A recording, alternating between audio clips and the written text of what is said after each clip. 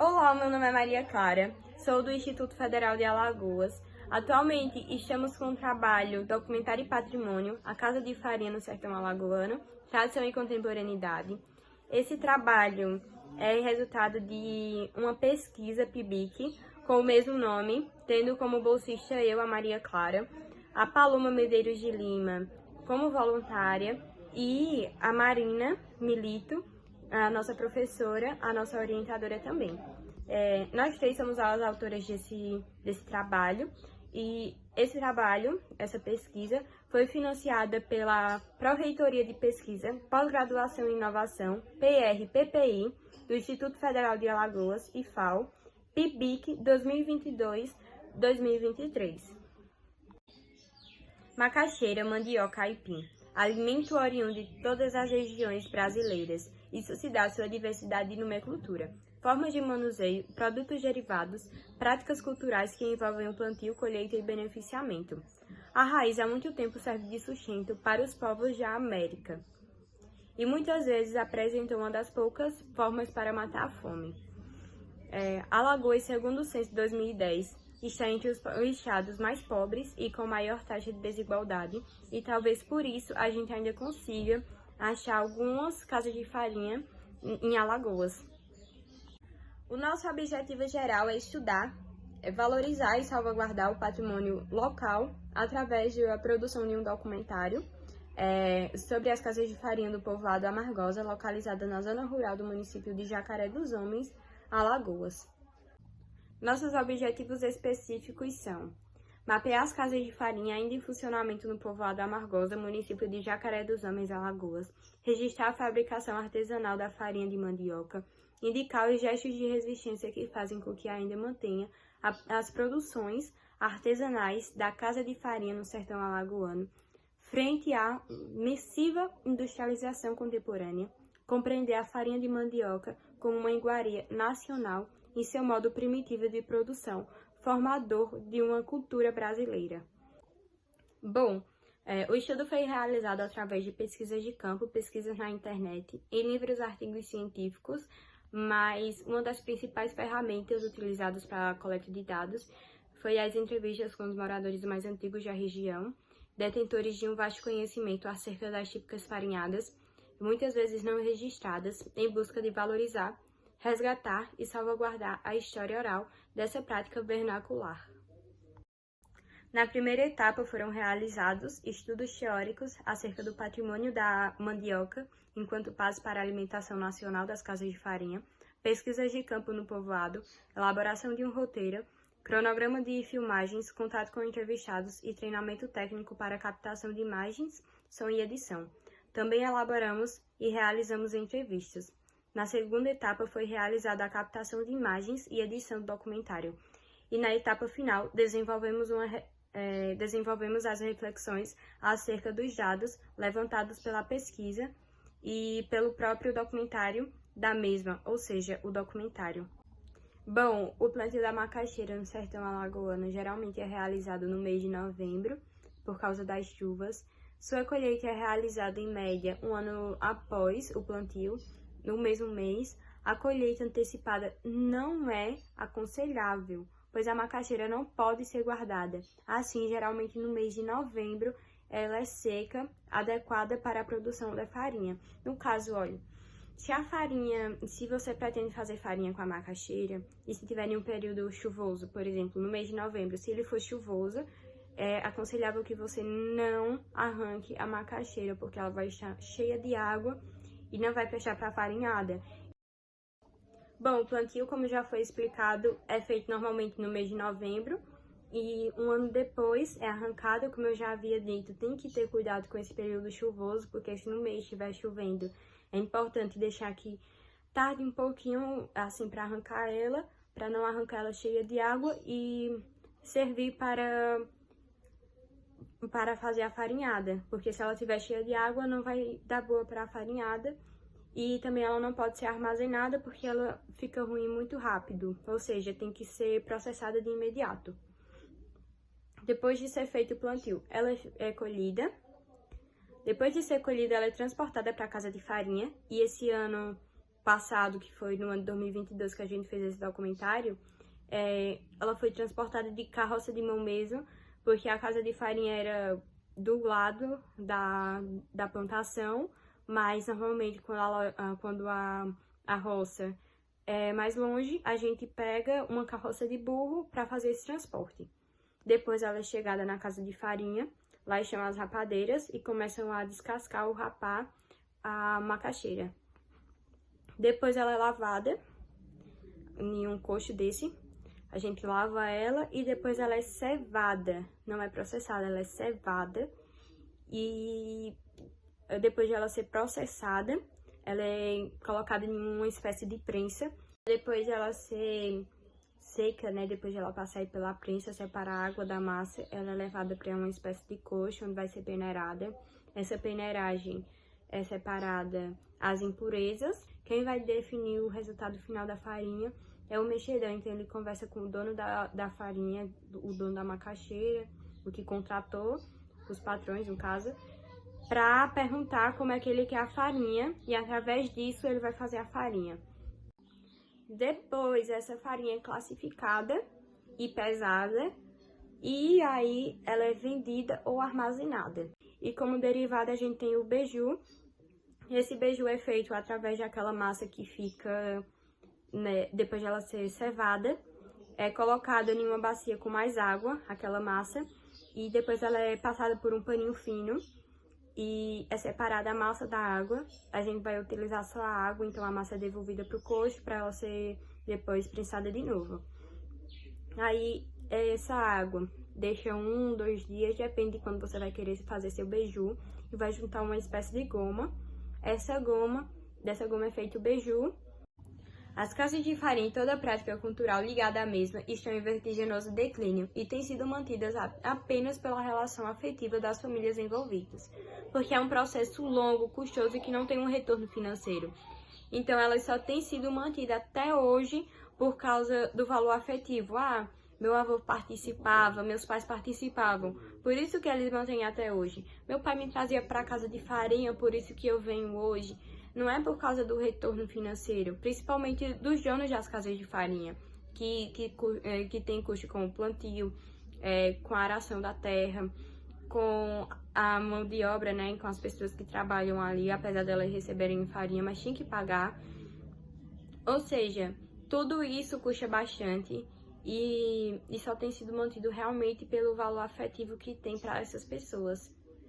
Bom, essas foram as nossas referências e os nossos agradecimentos. Agradecemos a todos os entrevistados, a nossa orientadora Marina, a toda a banca da Pró-Reitoria de Pesquisa, Pós-Graduação e Inovação, PRPPI. E agora, vamos passar o nosso maravilhoso documentário.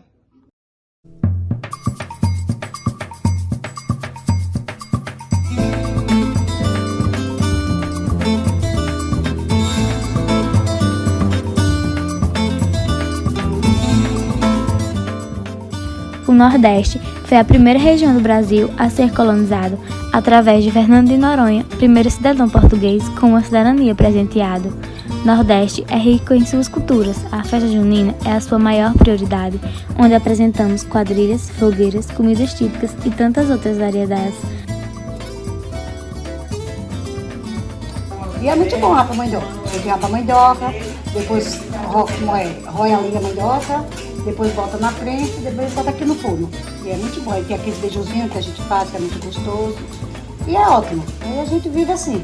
Uma profissão muito boa. Que pena que tem o tempo de fazer ela. Porque se você plantar ela antes, arranca, não dá no inverno, porque ela fica cheia de água.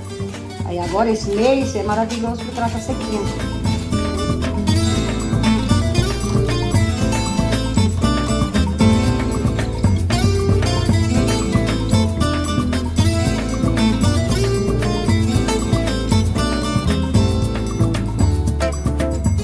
Desde criança, de 6 anos de idade, e nós já rapávamos mandioca, os nossos pais, meu pai fazia, né?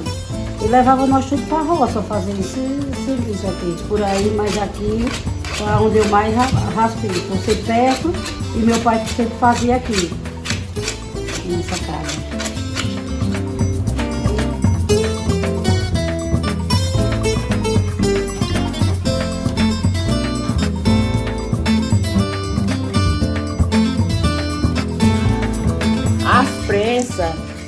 era com as gamelas, se botava a prensa, era com palha de coqueiro. Hoje já é com ferro, as prensas.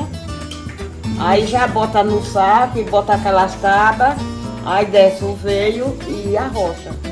Aí enxuga a massa, aí depois tira os sacos, bota já a massa, enxuta no coxo, aí quebra os bolos, peneira, aí joga no forno, aí o homem fica mexendo com o rodo, que não é elétrico, o forno, né? Aí puxa a massa com o rodo.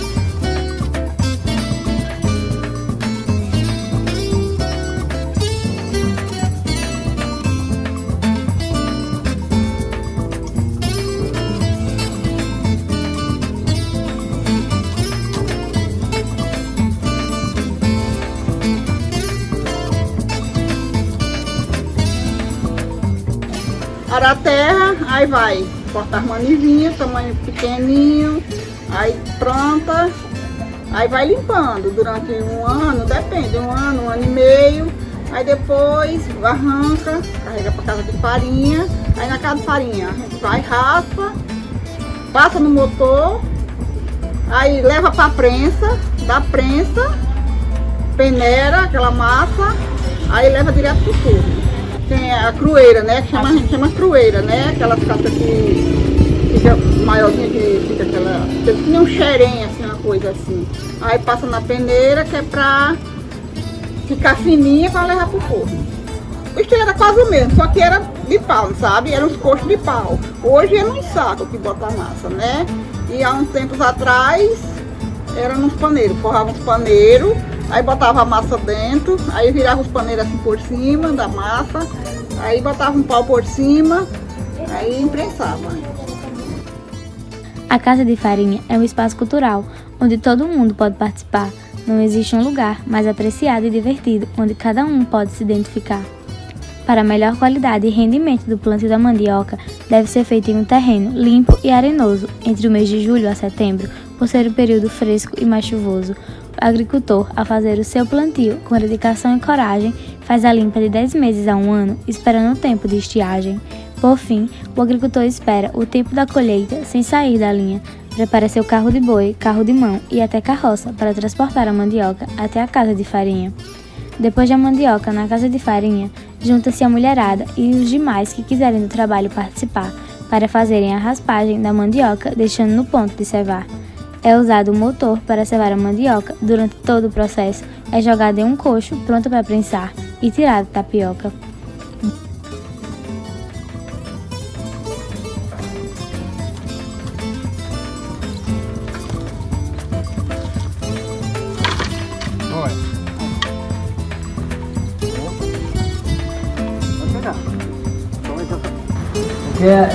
Porque é a quantidade da gente trabalhar com ela, um pouquinho. Vai passando a massa, depois de passar a massa, para. Aí quando a gente para de botar a massa, aí é uma hora para secar. Porque é o jeito que a gente vai botar fogo, botar lenha no forno. Aí ela fica aqui, paradinha, torrando. Aí quando eu rodar do fogo, aí trabalho de novo. É assim, eu rodando, não pode parar não. Meu pai carregava para casa de farinha e o pivetinho assim, ele dizia: bora, para casa de farinha que você vai. Eu vou passando a massa, quando a massa toda passada, você vai mexer. Aí eu me bolava no forno, mexendo mais ele. Aí quando ele parou de mexer, ele disse: agora é com você. Aí eu fiquei mexendo a farinha no forno.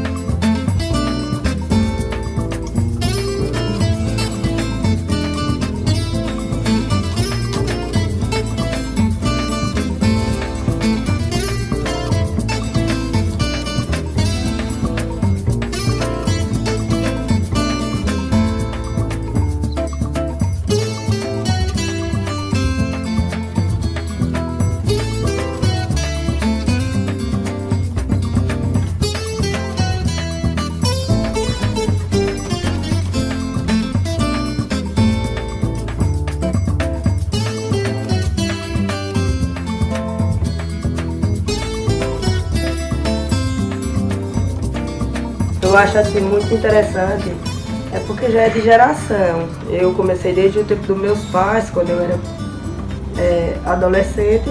Via os meus pais trabalhar com a farinha e gostei, me casei e continuo na tradição, por conta que o meu sogro também já gostava de participar da farinhada.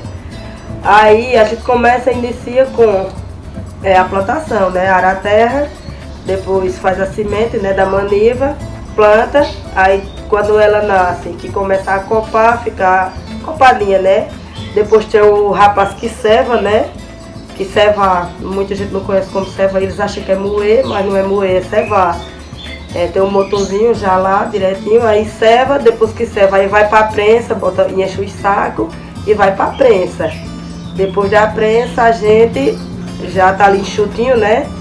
Aí vai e peneira ela e já bota no forno pra mexer. Já tem o mexedor, né? Que a gente já contrata tudo direitinho. Aí bota o mexedor lá pra mexer a farinha. Aí depois que mexe, que ela tá bem enxutinha, bem sequinha, aí é só tirar e botar no saco. Não tem muito lucro, mas em tudo que eu vou fazendo ali passo a passo, tipo, planto, aí já gasto uma quantia, aro, o primeiro aro, né, gasto uma quantia, depois vem a plantação, já gastou outra quantia.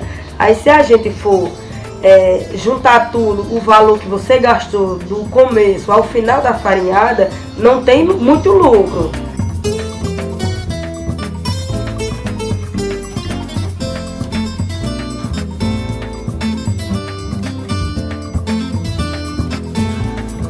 Depois de moída, é colocada em peneiras, levada à prensa para ali ser prensada, tirado o excesso da manipoeira e colocada em um cocho para ser peneirada.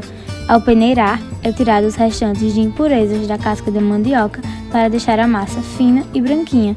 Depois é levada ao forno, onde será feita a farinha.